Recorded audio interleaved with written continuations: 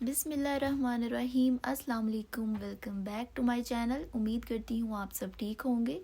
आज मैं आपको विंटर स्पेशल गाजर की खीर बनाना सिखाऊंगी, जो कि बहुत ही मज़े की और सिंपल तरीके से बनती है। तो चलें हम अपनी रेसिपी को स्टार्ट करते हैं।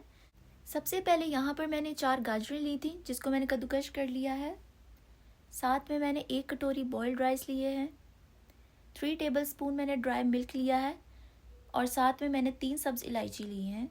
फिर मैंने एक पैन लिया था, जिसके अंदर मैंने 2 लीटर दूध शामिल कर दिया था और साथ में ही हमने इसमें 3 सब्ज़ इलायची शामिल कर देनी है। जब दूध हमारा पकना शुरू हो जाएगा तो उसके अंदर राइस शामिल कर देंगे और राइस शामिल करने के बाद हम इसमें गाजरें शामिल कर देंगे। साथ में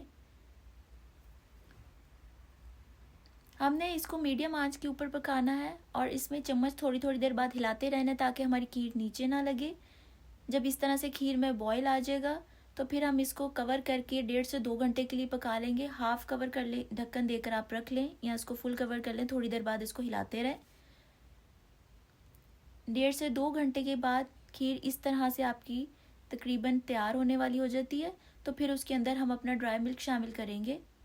ये ऑप्शनल है, आप चाहें तो डालें या आप इसकी जगह मिल्क क्रीम भी यूज़ कर सकते हैं।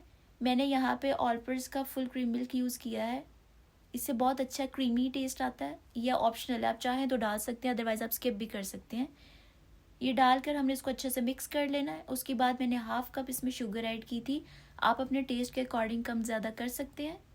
उसके बाद मैंने इसको मज़ीद 20 मिनट पकाया था, ताकि चीनी जो है वो अच्छे से हमारी खीर के अंदर मेल्ट हो जाए और इस तरह से जो है इसकी कंसिस्टेंसी हो जाएगी। यहाँ पर हमारी खीर बिल्कुल तैयार हो गई थी। ये बहुत मज़े की, क्रीमी और बहुत ज़्यादा अच्छी बनी थी। आप एक दफ़ा मेरी इस रेसिपी को ट्राई करें।